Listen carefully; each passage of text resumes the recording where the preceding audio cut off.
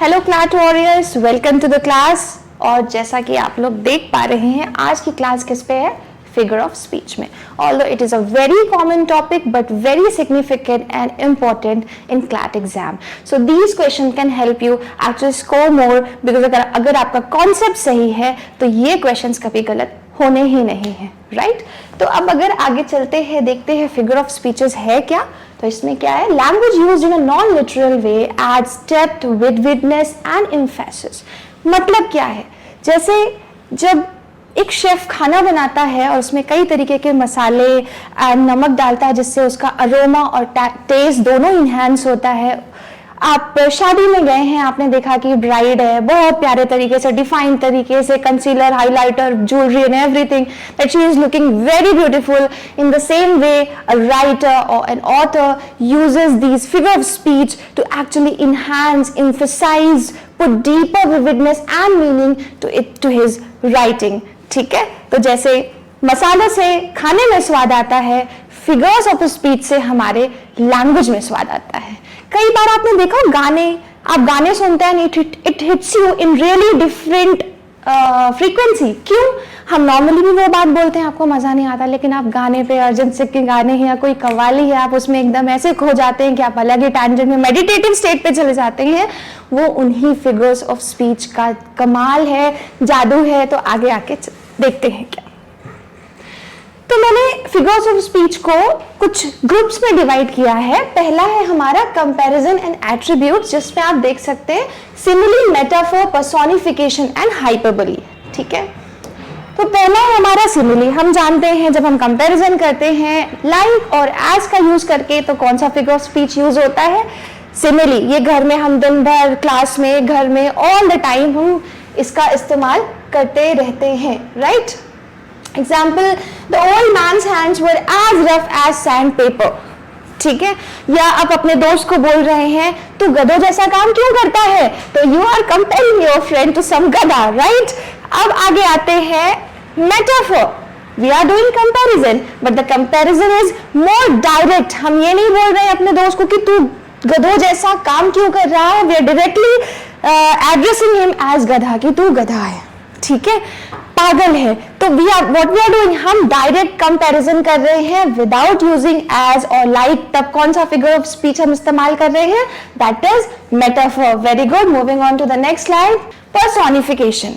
जब हम किसी नॉन लिविंग एंटिटी को लिविंग एंटिटी के एट्रीब्यूट्स, क्वालिटीज देते हैं, ट्रांसफर करते हैं, तब जो फिगर ऑफ स्पीच होता है that is personification. Human qualities to inanimate objects और abstract ideas. For example, the wind dance through the trees whispering secrets, right? The earth swaddled the trees. तो स्वॉडलिंग किसका attribute है? Human attribute है। The love is blind. Love is some idea and blind एक human attribute है कि एक इंसान जो देख सकता है वही अंधा हो सकता है, राइट? तो जब हम नॉन लिविंग थिंग्स को लिविंग थिंग्स की क्वालिटीज या एट्रीब्यूट्स ट्रांसफर करते हैं, तब कौन सा फिगर ऑफ स्पीच होता है? That is personification. Moving on to the next, hyperbole. हमारे चारों ओर हम भर भर के हाइपरबोलीज देखते हैं। आप बॉलीवुड सॉन्ग्स देख लो, 100 साल पहले मुझे तुमसे प्यार था, आज भी और कल भी रहेगा। Extreme exaggeration. मम्मी मेरे पेट में चूहे कूद रहे हैं, एक्सट्रीम एग्जैजरेशन, राइट? तो जब हम अपनी भावनाओं को एक्सप्रेस करने के लिए, ऑथर अपनी भावनाओं को एक्सप्रेस करने के लिए बहुत ज्यादा एग्जैजरेट कर देता है टू पुट एम्फेसिस, तब कौन सा फिगर ऑफ स्पीच यूज होता है? Yes, you are correct, hyperbole, right? Moving on to the next. अब दूसरा ग्रुप आता है that is repetition and sound. तो आप देखोगे alliteration, consonance, assonance, anaphora, epistrophe, onomatopoeia, they are all related to the repetition of either words और letters और sound. तो आइए देखते हैं। Now alliteration is the repetition of initial consonant sounds in the words। तो जितने भी आप टंग ट्विस्टर्स देखते हैं, जैसे Peter Piper picked a peck of pickled peppers, तो ध्यान देने वाली बात क्या है कि it is saying that consonant sound not words। तो क्या है? प साउंड यहाँ पे रिपीट हो रहा है। Betty bought butter, ब साउंड रिपीट हो रहा है, राइट? अब हम आते हैं कॉन्सोनेंट्स में. Consonants are the repetition of consonant sounds within और in the end of the word. ये बीच में भी यूज हो सकते हैं और वर्ड के आखिरी में भी यूज हो सकते हैं. That is for example, he struck the clock with a quick flick. का साउंड आप देख रहे हैं कॉन्सोनेंट्स में आखिरी में रिपीट हो रहा है. लंपी बम्पी, एम साउंड आ रहा है कहां? Within the word, right? I hope you are getting the point here. अब आगे देखते हैं हम एजोनेंस. एजोनेंस क्या बोलता है? The repetition of vowel sounds. अभी हम किस में चल रहे थे? कॉन्सोनेंट साउंड्स में चल रहे थे. और एजोनेंस क्या बोलता है? Repetition of vowel sounds with in the words that are close to each other. So consonant sounds around the repeated vowel sounds do not have to be the same. The rain in Spain stays mainly in the plain. तो यहाँ पे हम क्या देख रहे हैं? That I sound, A sound repeat हो रहा है, right? I hope this is clear. Moving on to the next. Anaphora. Anaphora क्या बोलता है? अभी तक हम साउंड के रेपिटेशन की बात कर रहे थे, राइट? अब एनाफोरा क्या बोल रहा है? वर्ड और फ्रेजेस का रेपिटेशन बोलता है. क्या बोल रहा है? वर्ड और phrases at the beginning of successive clauses. For example, we shall fight on the landing grounds, or we shall fight on the beach, and we shall fight. आप देख रहे हैं in the beginning of the clause repetition of क्या हो रहा है? phrases हो रहा है, right? go big or go home, यहाँ पे repetition of word हो रहा है in the beginning of a clause or sentence, right? give me liberty or give me death, give me again phrase use हो रहा है in the beginning of clause. I hope you are getting the point here, right? अब आते हैं epistrophy. Epistrophy क्या होता है? अभी हम एनाफोरा में पढ़ रहे थे कि जब साउंड का repetition in the beginning of clause होता है, उसी तरीके से जब साउंड का repetition at the end of clause होता है, यानी repetition of a word, not sound, sorry, not repetition of word और phrases in the end of the clauses, तो हम उसको क्या बोलते हैं? एपिस्ट्रोफी. जैसे कि government of the people, by the people, for the people. यहाँ पे the people is repeated. This phrase is repeated at the end of the clause. And the next example, when I was a child, I spoke as a child, I understood as a child, I thought as a child, right? So, anaphora, repetition of words or phrases in the beginning of the clause, और epistrophe क्या है? Repetition of words or sounds in the end of the clause. Now, onomatopoeia, जितने भी हम sounds को mimic करते हैं, that is all onomatopoeia. Bam, boom, cracking of the door, cooing of the babies, or the buzz of the bee. So whenever we mimic sound, it is onomatopoeia. I hope this is clear to you. Moving on to the next. फिर हमारा तीसरा एक group आता है, that is of contradiction. तो जब हमें contradict करना होता है तो हम किस figure of speech का इस्तेमाल करते हैं या देखते हैं? That is oxymoron, paradox, antithesis and irony. तो अब इनको डिटेल में देखते हैं हम. What is oxymoron? Oxymoron is two striking contradicting ideas put together side by side, right? Two contradictory terms for striking effect, like pretty ugly, original copy, whole piece, virtual reality. You can see here कि जो दो words आपस में साथ में रखे हुए हैं वो दोनों क्या हैं? They both are contradicting yet put together to actually make more emphasis, more striking effect to the writing or reading, right? चलो, antithesis क्या होता है? Antithesis oxymoron का बड़ा भाई होता है. हमने क्या बोला कि striking word, two contradicting words put side by side, तो हमने बोला oxymoron. लेकिन two contradicting ideas put together in a sentence, not side by side, but in sentences, तो क्या हो जाता है? हमारा एंटीथेसिस हो जाता है, जहां पे two opposite ideas are put together in a sentence to achieve a contrasting effect. क्या बोलता है? Man proposes, God disposes, right? Patience is bitter but its fruit is sweet. तो बिटर स्वीट अगर ये साथ में हो तो बिटर स्वीट तो होता है oxymoron, because now it is put in the same sentence. एक सेंटेंस में पुट किए गए हैं अलग अलग, right? To actually emphasise on those two contrasting ideas. तो हमारा क्या हो गया? एंटीथेसिस हो गया है. Hope for the best, prepare for the rest, right? तो I hope you have got the idea कि आप एंटीथेसिस एंड ऑक्सीमोरॉन में कैसे डिफरेंशिएट करेंगे. Moving on to the next. अब पैराडॉक्स, हम पैराडॉक्स को बहुत अच्छे से जानते हैं, हमारे सीआर में भी कई बार पैराडॉक्स के क्वेश्चंस आते हैं. क्या? That a contrasting statement but true, right? तो seemingly self-contradictory statement that actually reveals a deeper truth. For example, the more you learn, the more you realize how little you know. तो yes, आप जितना जानेंगे उतना ही आपको पता चलेगा आप कितना कम जानते हैं. These two are contradicting ideas, like more learn, less you know. But yes, it is true. Do the thing you can't do, taking, do the thing you can't do. Again, another example. Taking no risk is the biggest risk. बड़े बड़े businessman क्या बोलते हैं कि अगर आप risk नहीं ले रहे हो यही सबसे बड़ा रिस्क ले रहे हो. Again, two contradicting thoughts and ideas but true, right? Earn money by spending it. यहाँ पे earning की बात कर रहा है, यहाँ spending की बात कर रहा है. Again contradicting but true. ठीक है. फिर आता है हमारा irony. Irony क्या होता है? It is a contrast between what is expected and what actually happens between what is said and what is meant. For example, 3 type की आयरनीज होती हैं. पहला है वर्बल, दूसरा है सिचुएशनल, तीसरा है ड्रामेटिक. ठीक है. अब वर्बल आयरनी क्या हुआ? For example, I have gone out in a very stormy weather and I say oh what a great weather or what a pleasant weather. So again, the reality and my words are contradicting. That is called verbal irony. उसी तरीके से situational irony क्या होती है? Fire station में आग लग गई, दिल के डॉक्टर को दिल का दौरा पड़ गया, चोर के घर में ही चोरी हो गई, तो ये क्या हो गया? ये सिचुएशनल आयरनी हो गई. और ड्रामेटिक आयरनी मोस्टली या बेसिकली हमको मूवीज में या नॉवेल्स में या ड्रामा में देखने को मिलती है, जब when we know more than the character. For example, Romeo Juliet में we knew that Juliet is still alive but Romeo thought that she is dead, right? तो अब आगे बढ़ते हैं. Yes, जितने भी स्टैंड अप कॉमेडीज आप सुनते हैं यूट्यूब में या इंस्टाग्राम में which actually makes you giggle, तो वहां पे मोस्टली किसका इस्तेमाल करते हैं? पन का इस्तेमाल करते हैं. Pun is a humorous play on words using words with multiple meaning of words that sounds alike. अब एग्जांपल देखिए. Why did the bicycle fall over? Because it was two tired. Look at the spelling here, two tired, right? I am reading a book on anti-gravity and it's impossible to put it down. I believe you are understanding the meaning behind these puns. Why did the scarecrow win an award?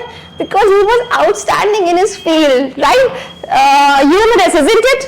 ठीक है. तो I hope आपको पन का भी concept समझ में आ गया हो जब वर्ड प्ले हो रहा हो to bring out some laughter. फिर आता है एड्रेस एंड रेफरेंस. ये हमने अगला ग्रुप में रखा हुआ है फिगर ऑफ स्पीच को, that is apostrophe, allusion and allegory. ठीक है, देखते हैं क्या होते हैं. एपोस्ट्रोफी इज एड्रेसिंग समवन और समथिंग एब्सेंट. जब हम when we are addressing to someone who is dead, someone who is absent, someone who is not present here, and someone non-living thing or soliloquy. 4 चीजें हैं. ठीक है. For example, अब मैं इस कैमरे से बात करना शुरू कर दूं तो क्या होगा? it will be an example of apostrophe. Oh camera, you do lot of work, you capture lots of memories. So I am addressing to a non-living entity. Another, if I start talking to my ancestors who are now no more, again I am talking to dead. Not present here. If I start addressing to Donald Trump, right? So he is not present here, right? So it will be also an example of apostrophe. और apart from that, अगर मैं खुद से ही बात करने लग जाऊं, वहां पे कोई प्रेजेंट नहीं है, तो soliloquy is also an example of yes apostrophe, right? चलो, फिर क्या बोलता है? Allusion. Allusion is an indirect reference to a person, place, event और literary work, right? For example, he is a Romeo with the ladies, तो Romeo has become an allusion और reference. समझ रहे हो इस बात को? फॉर एग्जाम्पल, मैं तुम्हारे लिए ताजमहल बनवा दूंगा. अब ताजमहल ही क्यों बनवा रहा है? वो लाल किला क्यों नहीं बनवा रहा? Because Taj Mahal is associated with that idea of love, तो it has become an allusion और reference, right? I hope you are getting the point. Now moving on to the next, an allegory is a narrative that conveys a hidden meaning, typically moral, political, spiritual, where characters or events represent abstract ideas, right? तो जैसे George Orwell की हम सब ने पढ़ रखी है Animal Farm, and it was representative allegory for the Russian revolution. हमने वो टॉर्टस एंड एयर यानी रैबिट और वो उसकी कछुए की कहानी सुन रखी है। वो रैबिट और कछुए की कहानी एक्चुअली किसके लिए है? Actually it is N allegory, it has a moral lesson behind it कि कंसिस्टेंसी इज द कि आप तेज भागते हो फिर रुक जाते हो, लेकिन उससे कोई आप अपना एम्बिशन नहीं अचीव कर सकते हो। लेकिन आप कंसिस्टेंसी है, आप दिन में रोज 2 घंटे भागते हो, आप दिन में रोज 2 घंटे पढ़ते हो, तो still you can achieve your target, right? चलो moving on to the next, association and substitution. ठीक है, अब आता है हमारे पास सिनेक्डकी, मेटोनिमी एंड यूफेमिज्म। तो सिनेक्डकी और मेटोनिमी आई बिलीव कि आपको पहले से पता होगा, बट कई बार सिनेक्डकी और मेटोनिमी के बीच में काफी कंफ्यूजन हो जाता है, राइट? तो पहले देखते हैं सिनेक्डकी क्या होता है। सिनेक्डकी is uses a part to represent the whole or the whole to represent the part. For example, all hands on deck. यहाँ पे hand means everyone here on the deck for help, right? Head count, like what is the head count? Like क्या हम ये पूछ रहे हैं कि कितने सर हैं, या पूरी हम बॉडी है, पूरी एंटिटी है, पूरे पर्सन की बात कर रहे हैं, राइट? व्हील्स, अब यहाँ पे wheels, that steering wheel, right? That wheel, that part is actually presenting the whole car or vehicle, right? फिर आता है bread, he is a breadwinner। अब वहां पे bread क्या कैसे वो breadwinner करने जा रहा है, पूरी उसकी कमाई की बात हो रही है, तो it is actually used, bread is used to present the whole financial thing, right? कि कौन वहां पे who is the breadwinner of the family, right? अभी आगे देखते हैं, फिर आता है मेटोनिमी। अभी synecdoche is part represents whole and whole represents part. जैसे England won the match, that means we are saying that England cricket team actually won the match, not whole England. So that whole is used to represent the part that is England cricket team, right? And metonymy में क्या आता है? Substitute a related term for the thing itself. An example, the White House has issued a statement. अब यहाँ पे क्या बोल रहा है कि एक term और idea that is associated to that thing. It is not part of that thing, but it is an idea or क्या term related or associated to that thing. अब यहाँ पे मैंने इसको थोड़ा ज्यादा डिटेल में किया है to bring more clarity to it. पहले देखते हैं institution or people for place. For example, Washington या फिर the White House, right? It is associated with US. फिर देखिए dish फॉर मील और स्पेसिफिक फूड, आपको कौन सी डिश पसंद है, इंडियन, कॉन्टिनेंटल, हम बात करते हैं ना, तो you are using metonymy at that time, right?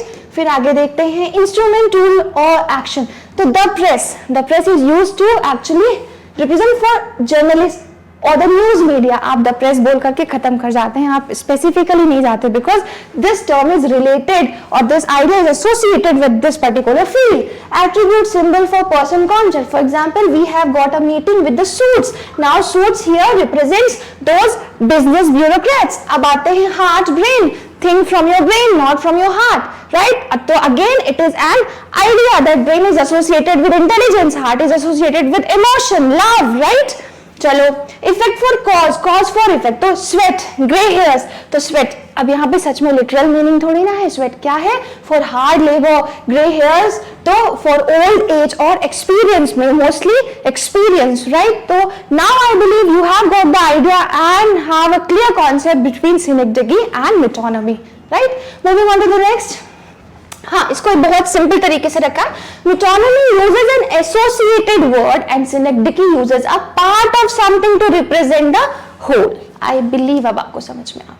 अब यूफेमिज्म क्या है? यूफेमिज्म यानी कुछ भी हार्श चीज को, ब्लंट चीज को बहुत जब प्यार भरे तरीके से आप बोलते हैं, तो उस वक्त किसका इस्तेमाल कर रहे होते हैं? यूफेमिज्म का इस्तेमाल कर रहे होते हैं। किसी को मोटा ना बोल करके हम क्या बोल देते हैं? खाते पीते घर का। किसी को बेवकूफ ना बोल करके हम क्या बोल देते हैं? बेचारा भोला है। तो आप हम क्या कर रहे हैं? We are using euphemism to actually present in a more polite, more sensitive way, right? चलो आगे, अरेंजमेंट एंड अंडरस्टेटमेंट। अब अरेंजमेंट और अंडरस्टेटमेंट अगली कैटेगरी मैंने रख रखी है, जिसका जैसे climax, anti climax and litotes. तो what is climax? Climax is जब आप कोई मूवी देखते हैं कोई नॉर्मल सा एक सीन चल रहा है, फिर वो धीरे धीरे बढ़ रहा है, now you are coming to that most significant most important scene and now you are coming. तो ये जो जर्नी है यहाँ से यहाँ तक की, फ्रॉम इनसिग्निफिकेंट टू सिग्निफिकेंट, इस जर्नी को हम क्या बोलते हैं, क्लाइमैक्स। और जब हम इस सिग्निफिकेंट से इनसिग्निफिकेंट की तरफ आते हैं तो हम क्या बोलते हैं, एंटी क्लाइमैक्स। अब एग्जाम्पल देखो इसका, क्लाइमैक्स एग्जाम्पल देखो, आई केम, आई सॉ, आई कॉन्कर्ड। तो जी ही, आप देख रहे हो कैसे ग्राफ बढ़ रहा है, he came, he saw and he conquered. वहीं पे एंटी क्लाइमैक्स में देखो, it is sudden shift from a serious और significant idea to a very trivial और ludicrous one. For example, he lost his family, he lost his job and he lost his phone charger all in one day. Like family, job and now very insignificant phone charger, right? तो आपने देखा कि कैसे significant से insignificant की तरफ travel कर रहा है ऑथर, right? अब आते हैं लिटोर्ट्स। लिटोर्ट्स क्या होता है? It is a form of understatement। सीधे सीधे जब कोई बात ना कह करके हम नेगेटिव का इस्तेमाल करके, मैं पागल नहीं हूं, या वो इतना भी बुरा नहीं है, या इतना भी अच्छा, सॉरी इतना भी बुरा नहीं गाते हो तुम, तो सीधा सीधा बोल दो ना कि बहुत अच्छा गाते हो, या मैं होशियार हूं, या तुम पागल नहीं हो, राइट? तो यूजिंग अंडरस्टेटमेंट्स और negatives to actually put more emphasis, तो वहां पे किसका इस्तेमाल हो रहा है? जब आप नेगेटिव्स में पॉजिटिव देख रहे हो तो क्या किसका इस्तेमाल हो रहा है? यस, वेरी करेक्ट, लिटोर्ट्स का इस्तेमाल हो रहा है। ठीक है, आगे देखते हैं। फिर आता है हमारा फिगर्स ऑफ विट। जब आपको लगे कि something is very concise, very witty, very strong. Epigram को actually bee, sting of bee भी बोला जाता है। क्यों बोला जाता है? Because it is sweet as honey but stingy, like it stings, it carries the truth, right? तो epigram a concise, witty and often paradoxical. अब एपिग्राम क्या है? पैराडॉक्सिकल का बड़ा भाई बोल सकते हैं, क्योंकि पैराडॉक्स में विटीनेस नहीं, जरूरी नहीं कि उसमें विटीनेस हो, लेकिन ऐसा statement, something is that is paradoxical but it is witty, it is concise, it is very clever, तो it is an example of actually epigram. देखते हैं यहाँ पे example. There is only thing in the world worse than being talked about and that is not being talked about। अब आप बोलोगे तो paradox है, yes I agree it is paradox, but ये एपिग्राम है। क्यों? because it is witty in nature। ठीक है, फिर the only way to get rid of temptation is to yield to it, no gains no pains, the child is the father of man, right?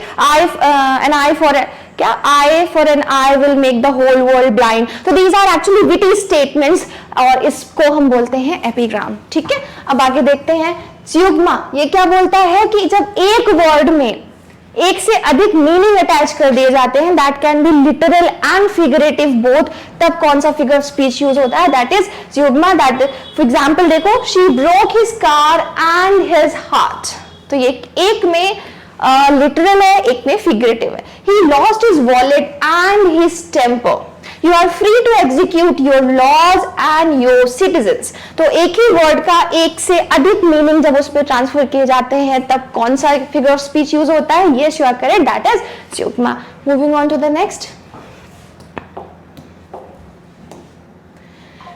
Redundancy या इनडायरेक्टनेस को भी बताने, ये भी एक तरीका होता है एम्फेसिस, एम्फसाइज करने का, राइट? इंपैक्टफुल बनाने का। तो पहला है हमारा टॉटोलॉजी। टॉटोलॉजी क्या होता है? When there is lots of repetition. अब मैं बोलूं न्यू इनोवेशन, तो इनोवेशन तो अपने आप में ही नया है, राइट? अब मैं बोलूं फ्री गिफ्ट, तो वो तो अपने आप में ही, गिफ्ट कौन पैसे में लेता है या देता है, राइट? तो यहाँ पे there is a repetition of words that causes redundancy. तो repetition of an idea, statement और word using different words that essentially mean the same thing while often considered stylistic flaw, it can sometimes be used for emphasis and rhetorical effect, right? Example आप देख रहे हैं, he arrived at 10 AM in the morning, तो obviously 10 AM in the morning, repetition, right? Circular circle, अब circle तो circular ही होगा ना। फिर आता है हमारा circumlocution, beating around the bush, like the use of many words where fewer words do, especially in an attempt to be vague, evasive or and overly polite. It's talking around a subject rather than directly about it। अभी I need to use the restroom को I need to visit the facilities, right? The dog barked सीधे सीधे बोला जा सकता था, पर नहीं, the canine companion emitted a series of loud vocalizations. Like सीधे सीधे समझ लो कि जब शेक्सपियर की जो आप अगर आप उनके वर्क्स पढ़ते हैं तो जो बात सीधे सीधे कही जा सकती है, इसके ऊपर कई सारे मीम्स एंड ट्रोल्स भी बनते रहते हैं कि जो बात सीधे सीधे कही जा सकती है आप उसको इतना घुमा फिरा के क्यों कह रहे हो। दूसरा एग्जाम्पल, एक बहुत एप्ट एग्जाम्पल मेरे दिमाग में आ रहा है, 3 Idiots movie, when Aamir Khan comes back to take his book back and उसके पहले उसके प्रोफेसर ने उससे मशीन की डेफिनेशन पूछी थी, जिसमें उसने डायरेक्ट बहुत सिंपल डेफिनेशन बताई हुई थी, पर बाद में when he comes to take his book back वो बोलता है कि अब क्या लेने आए हो, तो एक बुक की अच्छी लंबी चौड़ी, instead of saying the book he gives a very elaborated definition of book and finally he says अरे भाई कहना क्या चाहते हो। very popular scene, very much trolled in Instagram, आप देख सकते हैं। it is a very good apt example of circumlocution। ठीक है, I hope यहाँ तक आप समझ गए होंगे। so we have come to an end। और अगर आपको कोई डाउट्स हैं, और कोई फिगर ऑफ स्पीच आपके माइंड में है जो आप डिस्कस करना चाहते हैं, तो वो आप कमेंट सेक्शन में बता सकते हैं। Alright, thank you.